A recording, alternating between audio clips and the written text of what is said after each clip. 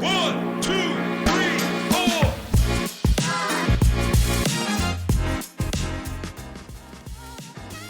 Welcome to Therapy Backstage.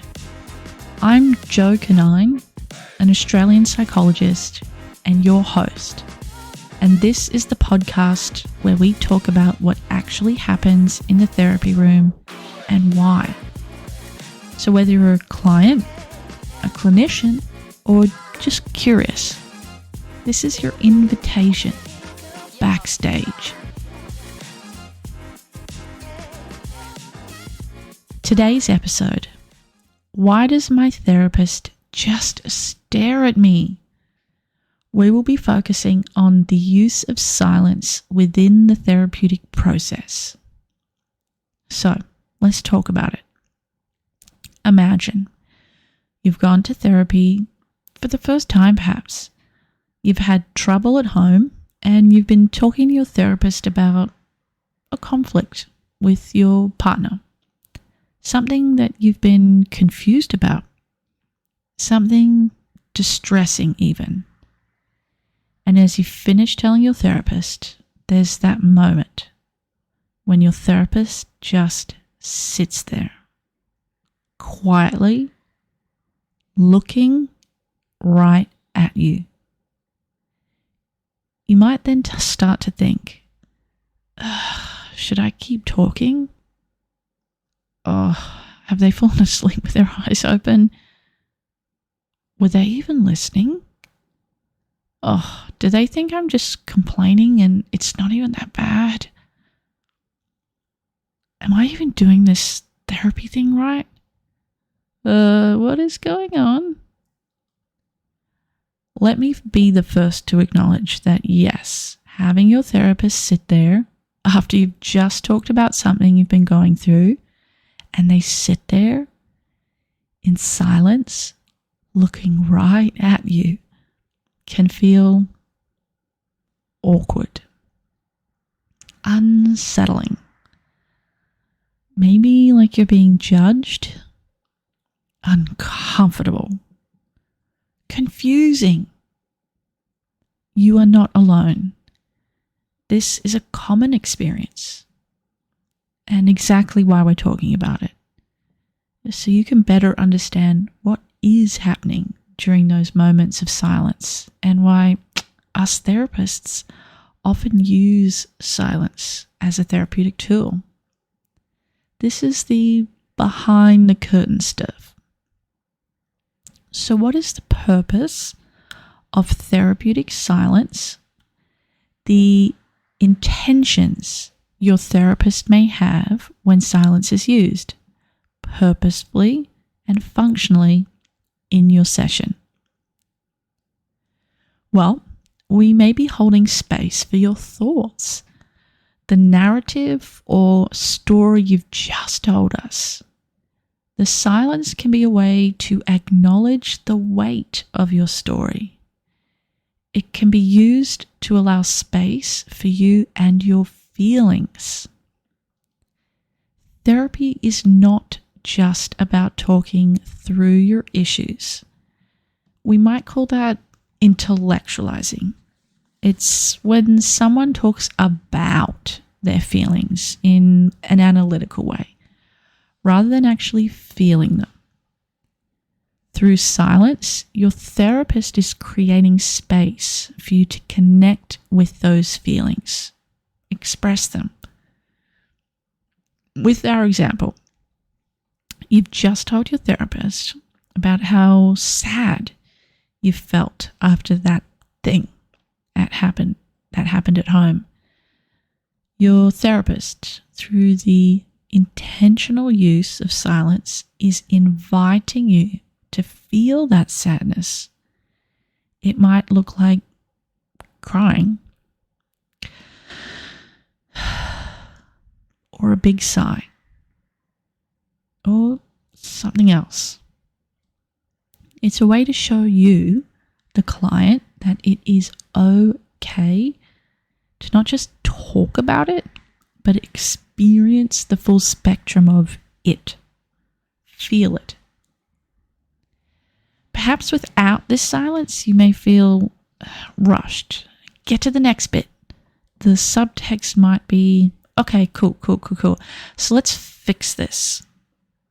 I call this the moving straight into solution focus mode, which bypasses a vital step. Feeling the feelings you're talking about. So if we go back to our example, you've just said to your therapist something like, and it hurt me so much what was said. And straight away you hear your therapist go, sure, okay, cool, but let's figure out why this happened. That might feel invalidating. That hurt might feel dismissed even. So if we added silence back into the mix, it might sound something more like this. Client, and it hurt me so much what was said.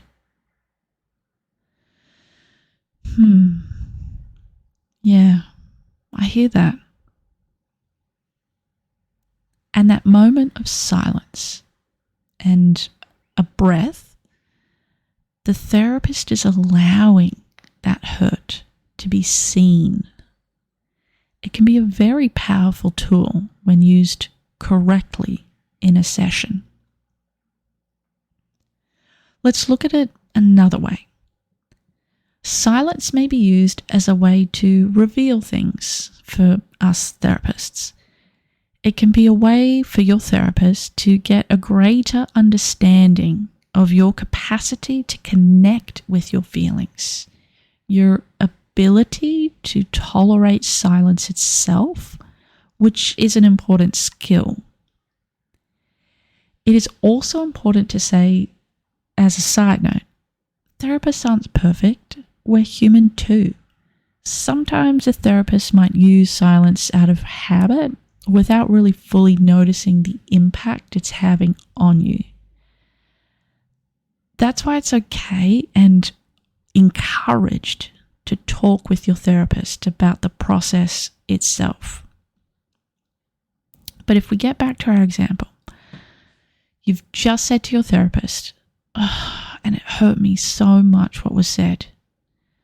Your therapist may not say something straight away, sit with you in the silence, and you start to feel so uncomfortable. And then you just keep talking. So yeah, I mean, it's not like it happens all the time. They don't always say, things like that. Does that make sense? Yeah, yep. As a therapist, this might give us a clue behind your curtain, so to speak. It might reveal to your therapist that you have a hard time being with your feelings, especially when they're unpleasant. And this may be something that you could work on in your therapy as part of building your internal resourcing skills. And it's just a fancy way of saying your ability to tolerate unpleasant emotions. Again, a great skill to have as an emotionally healthy adult. Through the silence, your therapist has learned something about you without having to ask you directly. So, how good are you at feeling unpleasant emotions? Which, for one, would be kind of a strange question to ask so directly. Or two, most people either say, yeah, I'm all right, I'm okay at it, and are actually unsure, or laugh it off because it is an awkward question to be asked by a therapist. But why is it so uncomfortable to sit in silence with my therapist? I hear some of you asking, and that is a great question. It could be for a number of reasons, but here's a couple to consider. Whilst, yes, silence can be uncomfortable and awkward, for some, silence can be highly activating or triggering even. What I mean by this is it can bring up really strong feelings from old, unhealed, or even current wounds. Wounds that taught us that silence was a way to punish, to disapprove, judge, or be abandoned. It is important for us to understand that this is a different experience to feeling uncomfortable or awkward in silence. For those of you who have experienced silence as a means to harm, I see you, and I am sorry that happened. For you, it is important that you work with your therapist on their use of silence, ensuring clear communication about the way silence is used in your sessions. For those who are spicy-brained, neurodivergent, silence may activate rejection sensitivity or be overstimulating. Again, it is really important you speak with your therapist about this so that they understand how you and your brain work, and you can collaborate about the therapeutic process, that metatherapy thing. So, now hopefully it's a little clearer as to why your therapist may use silence as a tool in the therapy room. It's a way to invite all of your experience into the room or session. It's a way us therapists can learn about how you relate to silence and what happens for you in those moments where perhaps you're experiencing unpleasant emotions. It is not about withholding support to reject you or make you feel uncomfortable. But it is important to remember that silence without attunement can lead to disconnection. If you've been in a therapy session and your therapist has used silence and you've felt uncomfortable or overwhelmed, or you're worried about your therapist using silence as a tool, here are some tips to help therapy feel safer. 1, you could talk to your therapist from the very beginning about silence and how you have a really hard time with it. It might sound something kind of like this. Hey, therapist, I know sometimes silence can be something that happens in a session, but it makes me really uncomfortable. I get in my head and I start to just spiral, or my body starts to tremble and I get really anxious and I worry you're judging me. Can you instead just talk me through things when hard feelings come up? Or I feel more seen by having you reflect back to me what you see me feeling in that moment versus you being silent while I'm having a big feeling. Or silence can be really triggering for me.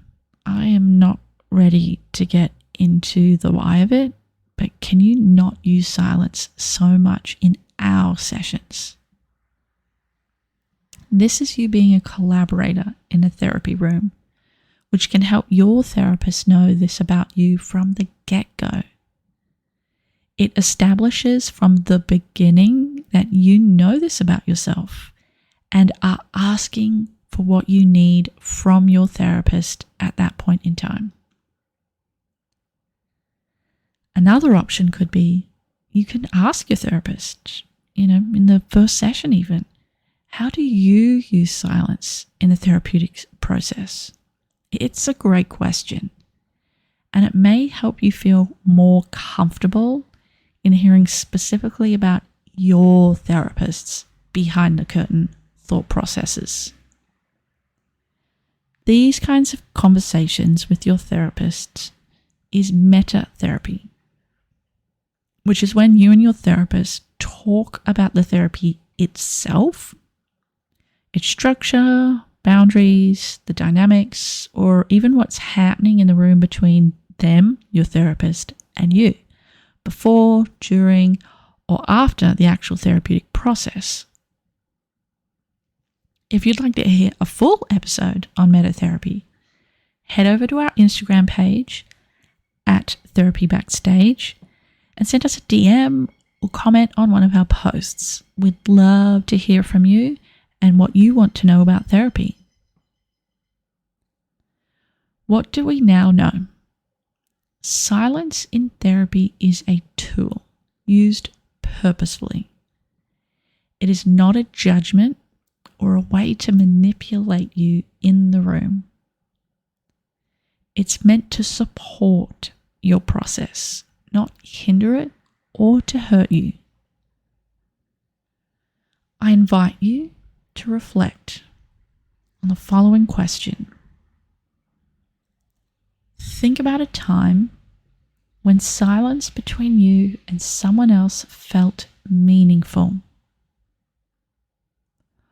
or a time where it was really challenging. What did it bring up for you? What is your relationship with silence like? 1, 2, 3, 4.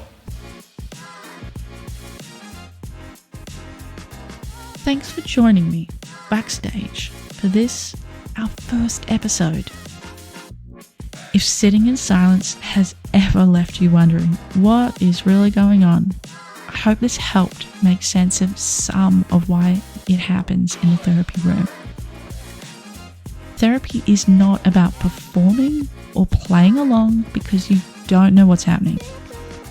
It's about being present with whatever is happening for you at that time and collaborating with your therapist to get the most out of that service. And sometimes, yes, silence is part of what helps us get there. If this episode got you thinking, I'd love for you to share it with someone or leave us a review. Make sure you subscribe so you don't miss an episode. And again, come find me on Instagram at Therapy Backstage and share your thoughts, questions, or ideas for future episodes. However you found your way here, I'm really glad you did. This is your invitation backstage, anytime. And I'll see you soon.